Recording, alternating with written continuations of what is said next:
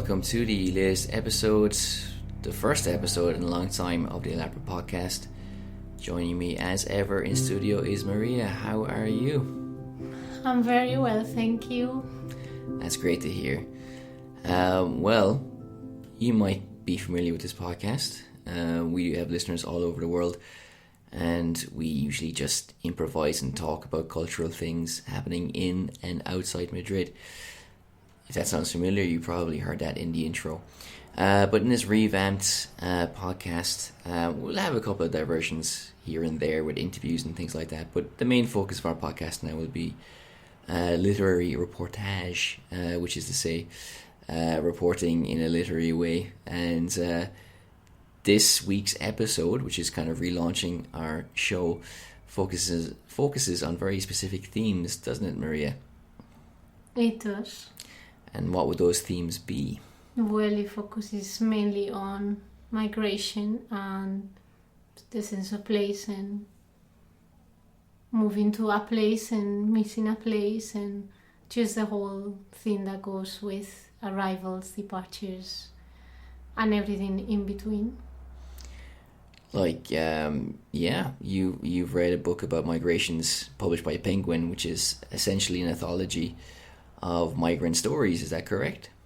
Yes, it talks about stories. Well, it's extracts from different books and different stories talking about people leaving their countries and the experience of the trip and the experience of arriving on a different place and just kind of staying there and how it feels through the years onto like a old age. And how it affects your relationship with your children and so on. And how different generations experience it in a different way. But the most interesting thing is that it has extras of books from like the 18th century even, I believe, till now. Fascinating. And also a friend of the podcast, Joseph Roth, will be making an appearance. We reference to his books. And also Trevor Noah's autobiography, which talks about, well, displacements, geographical markers. You know, I'm from this part of the town, you're from this part of the town. And his story feeds into, well, what you've mentioned about your book, Joseph Roth as well. Some reflections of some neighborhoods in Madrid, and also a book about Spanish refugees in the Civil War, many of whom went to France. And again, we're leaning heavily towards and leaning heavily on kind of nature and place. And place is not just an abstract concept; it's, you know, a living, breathing entity that we interact with on an everyday basis. And nature looms large one way or another in all of these stories as well. So without further ado, we'll have our musical break here, and we'll go into, well, our new format. Hopefully you enjoy it. And we'll be back, of course, as always, with another episode focusing on other themes and other books that have really interested us in the last few months.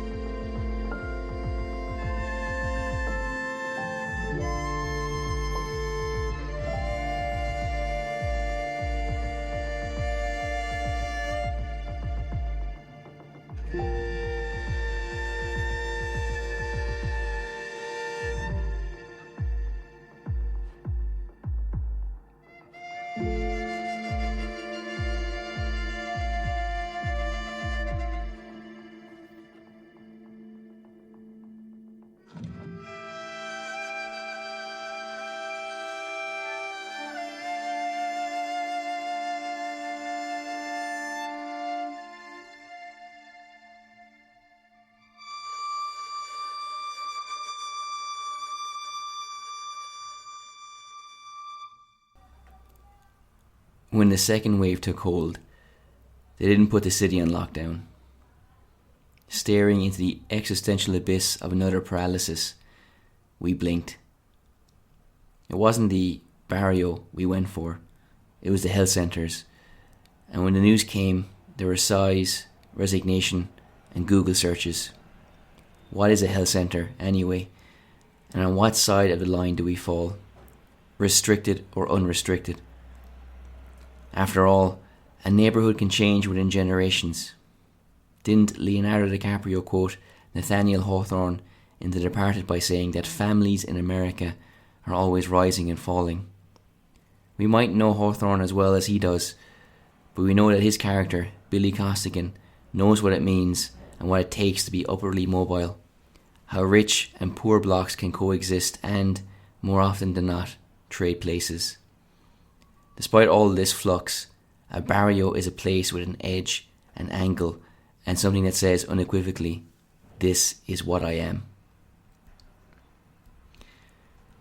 Even when it's otherworldly, it speaks of and to something, and to someone. Joseph Roth's Job sees an old Jewish family place themselves in America, and he captures beautifully the madness and wonder of what stepping into a new world and the new world must have felt like for people through generations. In what he saw neighbourhoods, even though he, like his public, were dispersed. He was spread by the fracturing of his homeland, by poverty, alcoholism, and the rising tide of Nazism. He owned nothing, not even the books that he wrote. Yet through him, we know of Boers dominating barbershops, thrilling circuses, modern department stores, subway ennui, and the anonymous dead lining the walls of the police station. He wrote the story that was on every corner, and with him you know the best bars on the block, and how the gangsters break into your home. The itinerant Roth was obsessed with comings and goings. The skyscrapers went up, making Icarus redundant but giving gainful employment to serious men and women in heels. The Bohemian bar pulled people in, and most of them were hangers-on and posers, whose best performances were realised by saying they would never drink there again. But getting a lucky commission does need a toast. In the park beyond the brewery belt, wardens are like lighthouse keepers, and sand is shifted back and forth. A barrio is of waves lapping in on themselves, and it's a hive of people shrouded in their own personal worlds. The bars of Lavapiés have opened their doors to hippies, hipsters and artists, to Africans, Indians and Irish. In much the same way, the city of Madrid has long opened its metaphorical ones. All are welcome to this working class barrio, or neighbourhood, just south of the city centre, and all are welcome to Madrid. Nobody in the Spanish capital, you see, is actually from Madrid, and the city of brown plateaus acts as a sponge, soaking up travellers, immigrants and people. The name literally means wash feet, and what it lacks in the English translation it gives back by offering a hint of the neighbourhood's past. A fountain in the old plaza used to administer the old Mary Magdalene treatment to believers, and the presence of Calle de la Fe reinforces the Catholic facets of the barrio. Historically, left-leaning politics have found a home in the tall, uniform apartment blocks, which sees its modern manifestation in the Republican stalls of the nearby plaza of Tirso de Molina, which is situated on the site of an old monastery. La Tabacalera is one of the highlights of Lavapiés. A former tobacco factory, this cavernous building, populated with darkened alcoves and wide hallways, lay dormant until 2002. Since that date, it has been home to documentary premieres, arts and workshops. What elevates it even further is that anyone, and that means anyone, can reserve the space for their event. It makes realising an artistic dream tangible. And so, if your version of travelling means living in Madrid for a short period of time, why not give voice to your tourist eyes with your very own exhibition or theatre performance? Or get involved with the community groups that are engaged with a wide variety of events. If you're just passing through, simply pop along and see what's happening. Lavapiés is also renowned for its row of Indian restaurants. Aside from the pushy waiters trying to attract your custom, and the plastic pictures of Vishnu and generic Bollywood dancers, the eateries greatly add to the ambience of the neighbourhood. The restaurants look as beaten down as the apartments, but the food is as rich and delightful as the people. If you're lucky, your visit will coincide with the famous Tapa PS festival. A tapa, of course, is a morsel of food given with a drink, a complimentary extra, a gift from the city.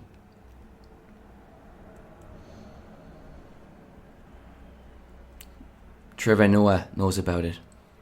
His city was peppered with different pockets of people, all seemingly in opposition to one another, with invisible lines, unspoken rules, and hard, unmistakable consequences. There's always a KFC, he says. There's always that guy. Populating our space is a character, and only you know if that means good or ill. We walk and there's a corner for the smell, rising with the wind and expanding with our nostrils, where scents are the invisible inhabitants of the neighbourhood, and the shop with the best and worst of something, the nicest meat, the meanest bastard. He tells us about the block parties and the mobility of the beat. The richer part hears the rhythm and wants a taste, a slice of the poorer relation. We melt into one another easily, through bus routes and the lack of any meaningful barrier to car or pedestrian, save for a quick scan of an unknown face. Money changes hands, shoulders shrug at petty criminality, and there's always the law of the land and the law of the street. All that is certain is that it will reinvent itself as a hub for electronics, furniture stores, or shops where books search for a second chance. And so the barrio exists, the sum of everything and everyone, the building block for the bigger question of identity. After all, as Frank Costello says in The Departed, aren't we all just products of our environment?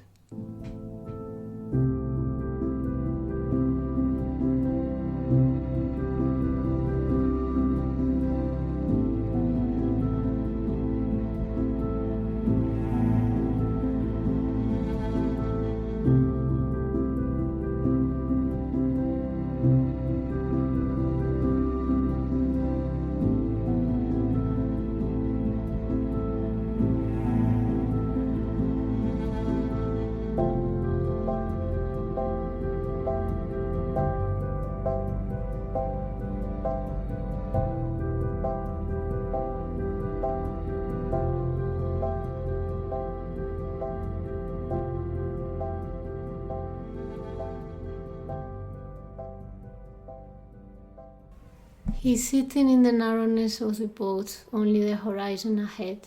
The quietness of darkness turns it all into a surreal landscape. The last few days are all a blur that extends its colors into the present moment like a painful paintbrush. And then they all turn black. Ironically, safety is this, unknown waters, lit by a moon which does not seem to be the same one that watches over roof terraces in summer nights. Unknown creatures, both on and under the boat, the souls of those that have tried and not succeeded, sharing that moonlight in silence with him. He's sitting in the narrowness of the boat, only the horizon ahead. The birds chirp on the canopies, peppering the branches with estrident colors. A well-known landscape. The landscape of our forefathers, the landscape of our children. We know the limits of the river, they know us. To the left, 3 or 4 prays into the journey, the crocodile rests. 2 or 3 silences ahead lies, buried in the riverbed, the deepest souls of our ancestors. The river mist lifts over us, protects us, sends our whispers to them, and brings back their blessings. The first few lines are inspired by Edwidge Dante Katz writing Children of the Sea, included in the Penguin Book of Migration. Letters are exchanged after fleeing Haiti between a man and his love. Letters that will never reach their recipients, that will be lost in the ocean and will not make it to see the safety of the land, like so many other souls that venture the sea. They are there to bear witness to their feelings, their fears, and their tragic destinies. Not just to tell one another, but also to tell us, mere spectators, about a hostile landscape that it is, both safety from the past and a trap into the unknown, unity with those that share a fate and separation from loved ones, from that which is known and familiar to us, that which was there before, that which might not be there after, or which we might not ever get to see again. Certainly not with the same eyes and the same heart. The second segment is inspired by a Patagonia exhibition in Museo Nacional de Antropología in Madrid. Estrecho de Magallanes, La Frontera del Agua, The Water Frontier, a 2020 exhibition, explored the meanings behind water around Tierra del Fuego. These places underpin those people's understandings of life and space. They constitute their very own world, both content and limits. But there is another way in which water defines what is home and what isn't. To use the words of the Colectivo Última Esperanza in the 2021 Hidropoéticas exhibition, a sample of which can be seen in Casa de América, Madrid, water is what defines territories, as everything that is not water. And in that open space, we know that we have abandoned the safety of our land, headed for another place, one equally defined by the water that separates us from it. The extracts in the Penguin Book of Migration speak of departures, arrivals, generations and returns. And of course, not all of the trips are helped by the movement of water. But upon arrival, places are equally less bright and shabbier than we imagined, like a faded version of the photograph our heart had sent to our mind. And the place picks some things from our life that we had long forgotten, and it puts them right back in front of our faces in a way that we cannot escape. And the place invents things that we did not know about ourselves, and gives them to us as it deformed the skin we had always lived in. And the place takes hold of our soul and plays with it. The trip in itself would become another place, as Julia Tussuck repeats, on the boat we were, on the boat, highlighting that the choices we made put us in this very place and no other, put us on a journey of no return, one that we will go back to time and time again upon whenever we try to find ourselves. This collective we is masterfully used by Otsuka in her writing Come Japanese. By using that pronoun in short sentences that contradict each other, she highlights the different motives that prompt migration, and how, to those who look at the phenomenon from the comfort that offers an absence of displacement, everybody that flees on the same boat can literally be put on the same boat when it comes to defining them as humans. It doesn't matter if you have 5 sisters or if your father died when you were a child, if you hate talking to others or if being squeezed next to so many other strangers is the closest to the warmth of a family you have ever felt in your life. You are the same as everybody else. You are they.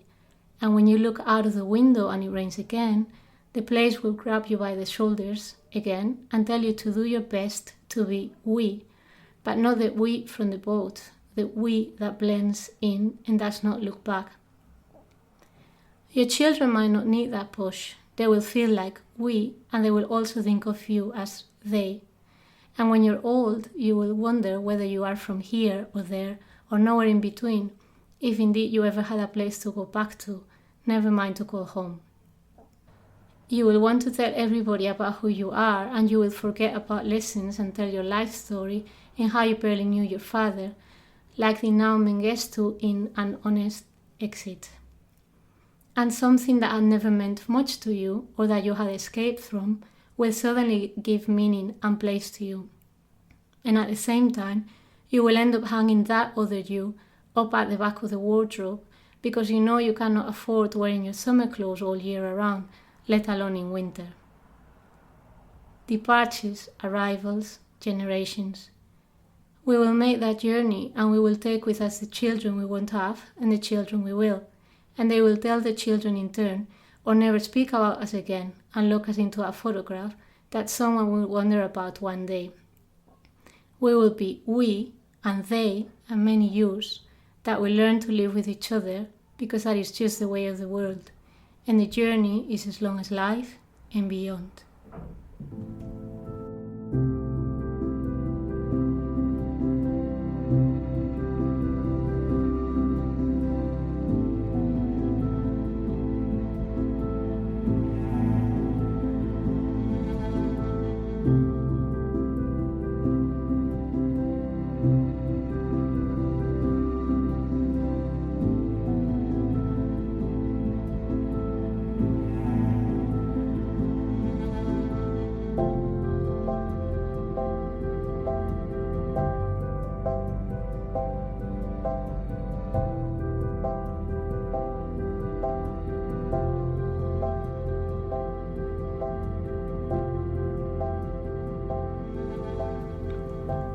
Migration to Other Landscapes.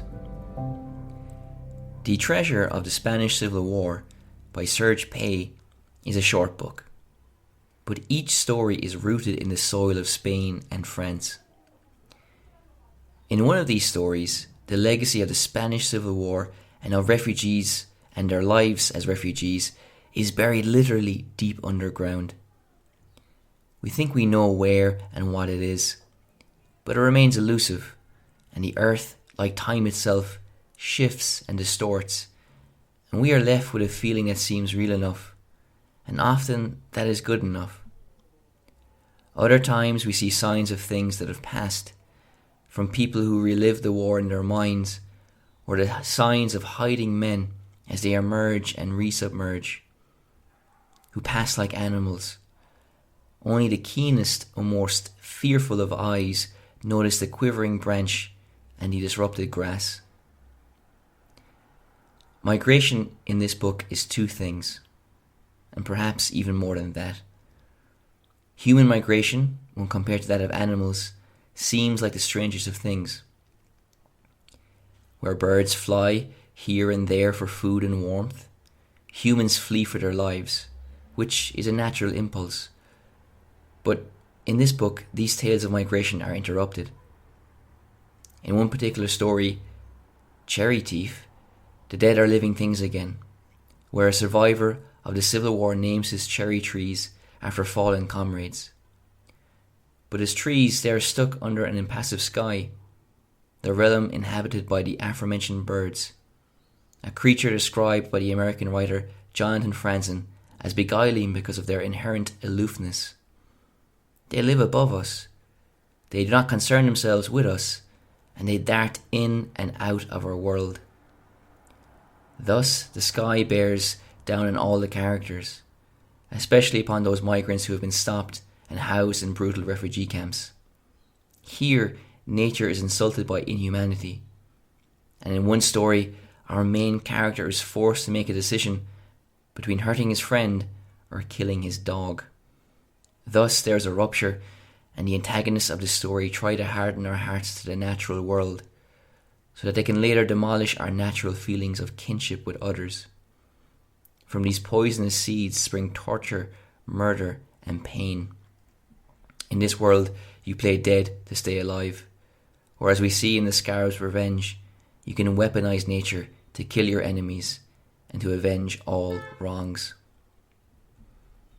We have an intractable relationship with our surroundings.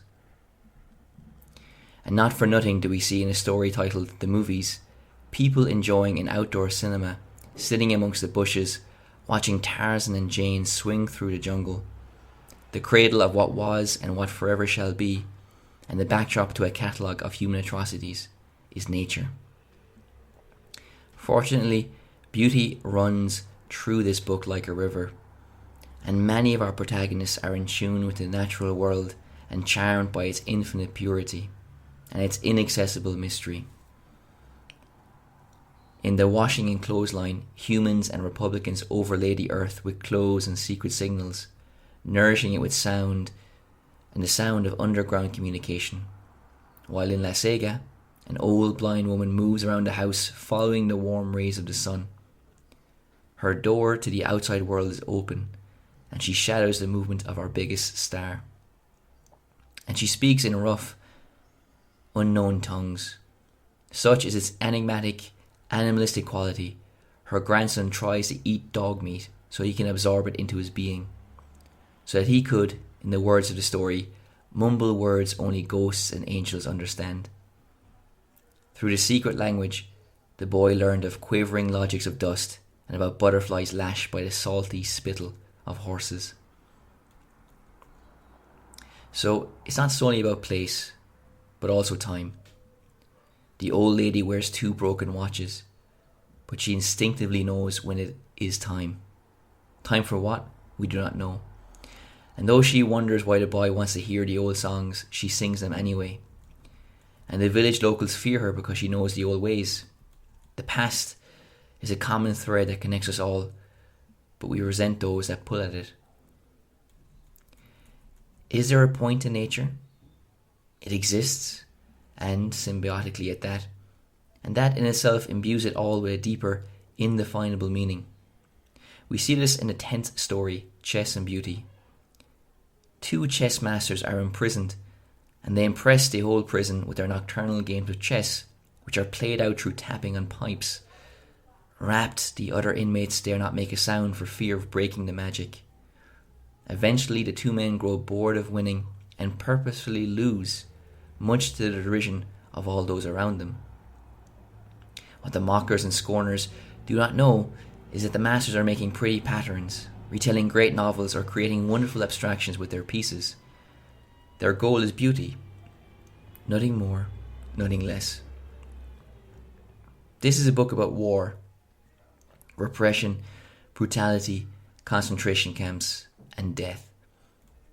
Like all human stories, it vibrates with something elemental that at once tells us about the daily realities of all these things and something deeper. Like people, it can be playful, obtuse, and contradictory, and even contradicts the quote from Horace that opens the book. Pei disagrees with the Roman poet by building a world where there is senselessness in a search for meaning, and lands with porous boundaries, wet with muddy ideas of right and wrong. So that was the first episode of our new format for the podcast. We hope you liked it. And in the future, we'll be making use of all the books that we read and the exhibitions that we go and see, just as we used to do. But telling you something about a theme that we're interested about, like this first one, which was migration, that is very relevant at the moment, just as it always is.